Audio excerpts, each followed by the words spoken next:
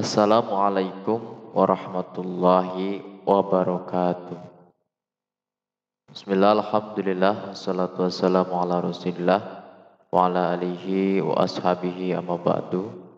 Anak-anakku sekalian kelas 5 yang soleh dan solehah, apa kabar kamu pagi hari ini? Semoga kita semua selalu dalam lindungan Allah Subhanahu wa ta'ala.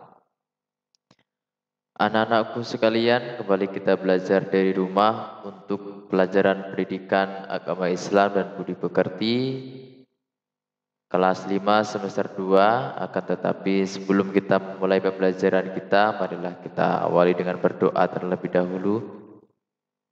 Bismillahirrahmanirrahim. Raditu billahi rabba wa bil islami dina wa bi Muhammadin nabiyya wa rasula. Rabbi sidni ilma warzuqni fahma. Amin. Anak-anakku sekalian, kita memasuki pada pelajaran ke-7 dengan tema iman kepada Rasulullah. Kita akan melanjutkan materi yang kemarin di pertemuan pertama dan kita memasuki pertemuan yang kedua. Adapun kompetensi dasar untuk pembelajaran kita pada hari ini yaitu meyakini keberadaan Rasulullah dan Rasul Ulul Azmi. Yang kedua, menunjukkan sikap sabar dan jujur sebagai implementasi dari pemahaman mengenal nama-nama Rasul Ulul Azmi. Yang ketiga, memahami nama-nama Rasul Ulul Azmi. Yang keempat, menunjukkan hafalan nama-nama Rasulullah dan Rasul Ulul Azmi. Adapun tujuan pembelajarannya, yang pertama, meyakini keberadaan Rasul Allah dan Rasul Ulul Azmi, menunjukkan sikap sabar dan jujur sebagai implementasi dari pemahaman mengenal nama-nama Rasul Allah dan Rasul Ulul Azmi. Yang ketiga, memahami nama-nama Rasul Allah dan Rasul Ulul Azmi, serta menghafal nama-nama Rasul Allah dan Rasul Ulul Azmi.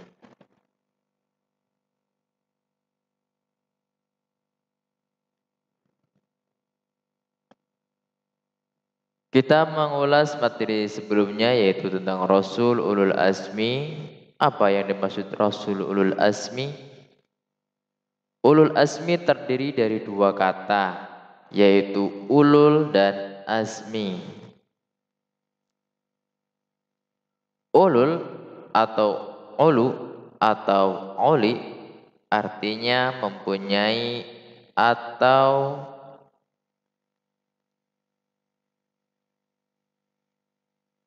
memiliki. Sedangkan al-azmi artinya teguh atau tekad yang kuat. Ulul azmi artinya memiliki keteguhan tekad. Kalau disebut Rasul Ulul Azmi, maka artinya Rasul yang memiliki keteguhan atau tekad.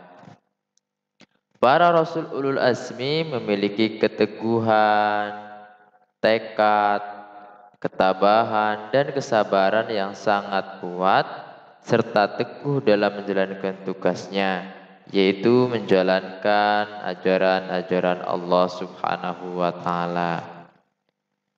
Rasul Ulul Azmi itu ada 5, siapa saja ya? Yang pertama ada Nabi Nuh alaihi salam. Yang kedua Nabi Ibrahim alaihi salam, yang ketiga Nabi Musa alaihi salam, yang keempat Nabi Isa alaihi salam, dan terakhir Nabi Muhammad sallallahu alaihi wasallam. Nabi Nuh alaihi salam adalah keturunan ke-10 dari Nabi Adam alaihi salam. Ia mengajak manusia agar menyembah Allah Subhanahu wa ta'ala dan melarang memperhambakan diri kepada selain Allah. Tetapi manusia di masa itu tidak mengacuhkan seruannya. Seruan Nabi Nuh alaihissalam itu mereka sambut dengan cemooh dan ejekan. Selama 950 tahun, Nabi Nuh alaihissalam menyiarkan ajaran Allah Subhanahu wa ta'ala. Tetapi umatnya tetap saja ingkar, termasuk anaknya sendiri yang bernama Kan'an. Akhirnya Allah menurunkan kepada mereka siksaan berupa banjir besar. Hanya sedikit orang yang selamat dari banjir besar. Mereka yang selamat adalah pengikut Nabi Nuh alaihi salam. Yang kedua, Nabi Ibrahim alaihi salam. Nabi Ibrahim alaihi salam adalah anak Azar, tukang pembuat patung-patung untuk dijadikan sesembahan. Nabi Ibrahim alaihissalam hidup pada masa Raja Namrud yang zalim, musyrik, dan kufur.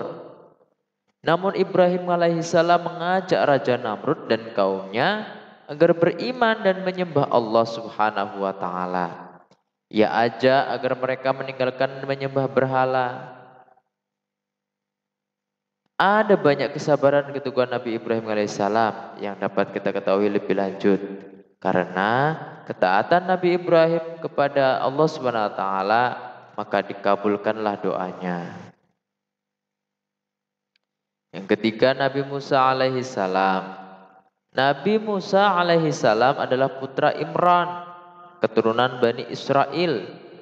Ia hidup pada zaman masa Raja Fir'aun yang sangat zalim, mengaku dirinya Tuhan. Siapapun yang tidak mau menuhankannya, maka orang itu akan dibunuh. Nabi Musa terus saja menyebar ajaran Allah Subhanahu wa taala kepada kaum Bani Israel. Seraya berdoa agar diberi kawan yang membantunya. Akhirnya diberilah Harun saudaranya yang membantu dakwanya. Doa Nabi Musa dikabulkan Allah, maka Nabi Harun alaihissalam diangkat menjadi Rasul. Yang keempat, Nabi Isa alaihissalam. Nabi Isa alaihissalam adalah putra Maryam. Dengan kekuasaan Allah Subhanahu wa taala, beliau dilahirkan dengan perantaraan ibu saja. Keajaiban kelahiran ini menjadi ujian kepada manusia percaya atau tidak kepada kekuasaan Allah Subhanahu wa taala. Nabi Isa alaihi salam dalam menjalankan dakwahnya diancam dan direncanakan untuk dibunuh dengan cara disalib. Namun Allah Subhanahu wa taala menyelamatkan Nabi Isa alaihi salam dengan cara diangkat ke alam gaib atau Mi'raj.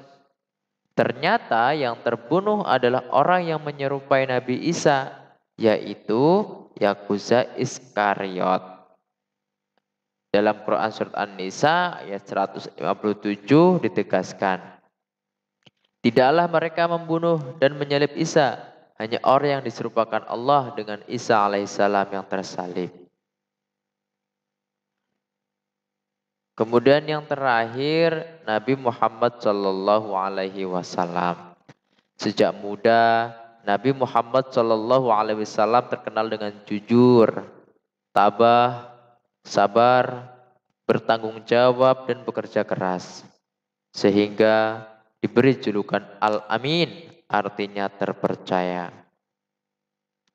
Setelah diangkat menjadi Rasul, beliau tak henti-hentinya berdakwah mengajak umat manusia menyembah Allah Subhanahu wa taala dan meninggalkan kemusyrikan, yaitu menyembah terhadap berhala. Dalam menyiarkan agama Allah, Nabi Muhammad sering dihadang bahkan diancam akan dibunuh oleh orang-orang kafir Quraisy. Abu Jahal adalah orang yang paling membencinya. Pernah Nabi Muhammad SAW sedang beribadah, Abu Jahal dan komplotannya datang sengaja mengotori dengan najis. Namun Nabi Muhammad SAW hanya berdoa kepada Allah, ya Tuhan, kepada Engkau aku menyerahkan kaum Quraisy. Doa ini berulang-ulang beliau baca. Nah, dari peristiwa itu Nabi Muhammad bukanlah sosok manusia pendendam, tidak membalas kejahatan Abu Jahal dan kawan-kawannya dengan tindakan yang sama. Cukup menyerahkan persoalannya kepada Allah Subhanahu wa taala. Selain jujur dan pemaaf, Nabi Muhammad sangat menyayangi anak yatim. Nabi pernah mengatakan, barang siapa yang memelihara dan mengasuh anak yatim dengan sebaik-baiknya, kelak mereka akan masuk surga dan tempatnya berdekatan denganku.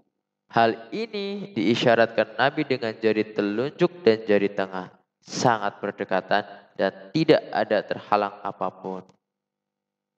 Begitulah kepedulian Nabi Muhammad kepada umatnya. Nabi Muhammad adalah Rasul terakhir. Dialah Nabi dan Rasul penutup.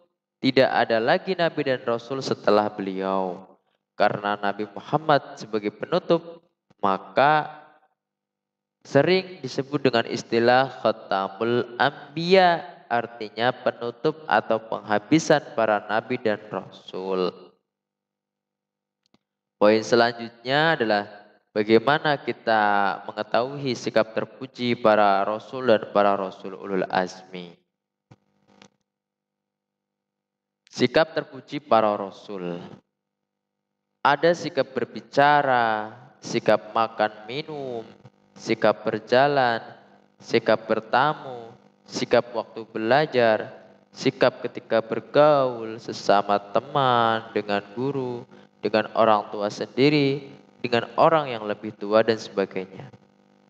Kata terpuji kalau di bahasa Arab kan menjadi kata mahmudah. Artinya sikap yang baik sesuai dengan ajaran Islam. Misalnya jujur atau amanah. Yang kedua, maaf atau al-afu. Tiga, tekun atau al-khusu.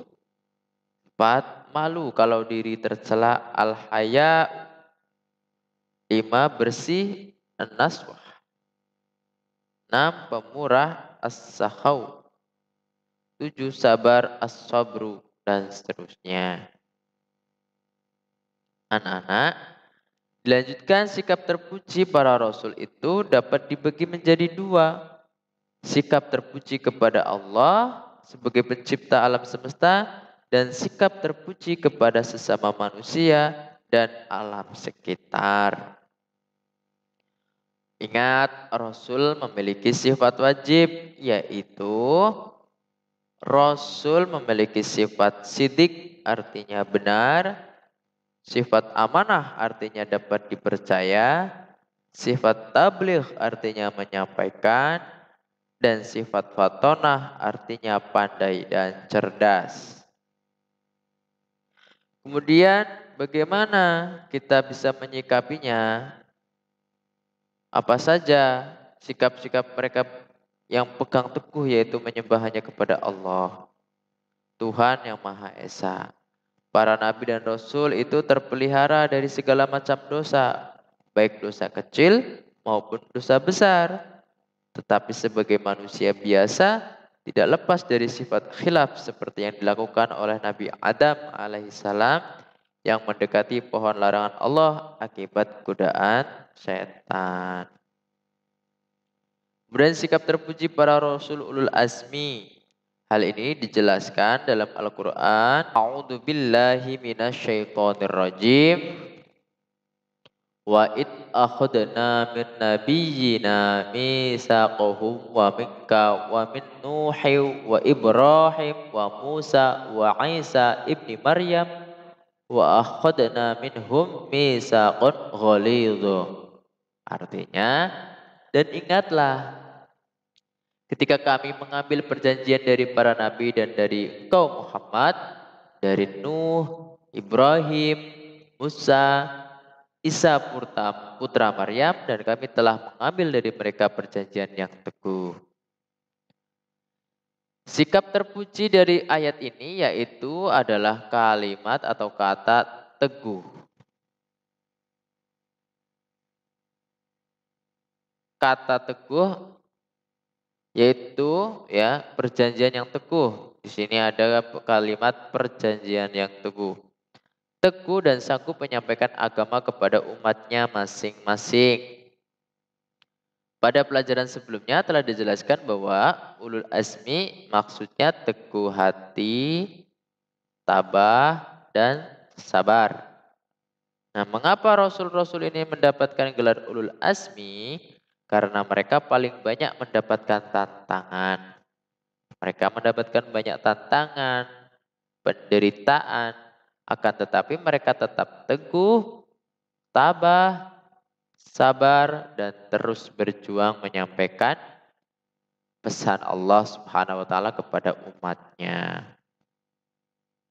Yang ketiga, meneladani Rasul Allah dan Rasul Ulul Azmi. Contoh dari sifat para Rasul Ulul Azmi yaitu teguh dan sabar dalam belajar, harus kita terapkan dalam kehidupan sehari-hari, teguh dan sabar dalam belajar. Yang kedua, teguh dan sabar dalam beribadah, dalam hal ini sholat atau ibadah lainnya. Tiga, teguh dan sabar dalam mengerjakan tugas-tugas sekolah. Empat, teguh dan sabar dalam mematuhi orang tua. Lima, teguh dan sabar dalam pergaulan atau tidak cepat marah. Terakhir, keenam, teguh dan sabar dalam mematuhi peraturan, baik peraturan di rumah, sekolah, maupun di lingkungan tempat tinggal dan seterusnya. Dari semua materi baik dari pertemuan pertama dan pertemuan kedua ini, kita rangkum. Yang pertama, percaya kepada Nabi dan Rasul adalah salah satu rukun iman. Jumlah Nabi dan Rasul yang disebutkan di dalam Al-Quran ada 25. Nabi dan Rasul memiliki sifat sidik, amanah, tabligh, dan fatonah. Rasul ulul azmi maksudnya teguh hati, tabah, sabar dalam menjalani perintah Allah Subhanahu wa taala. Rasul ulul azmi ada Nabi Muhammad, Nabi Nuh, Nabi Ibrahim, Nabi Musa, dan Nabi Isa. Nabi dan Rasul dapat menjadi teladan umat manusia. Semua nabi dan rasul membawa ajaran tauhid, yaitu menyembah hanya kepada Allah, Tuhan yang Maha Esa. 8 terakhir, Nabi Muhammad adalah nabi terakhir atau penutup. Alhamdulillahirabbil alamin. Sekian anak-anak, kurang lebihnya mohon maaf. Kita akhiri dengan membaca kalimat hamdalah bersama-sama. Alhamdulillahirabbil alamin. Sampai berjumpa dalam pertemuan selanjutnya, dalam materi selanjutnya. Wassalamualaikum warahmatullahi wabarakatuh.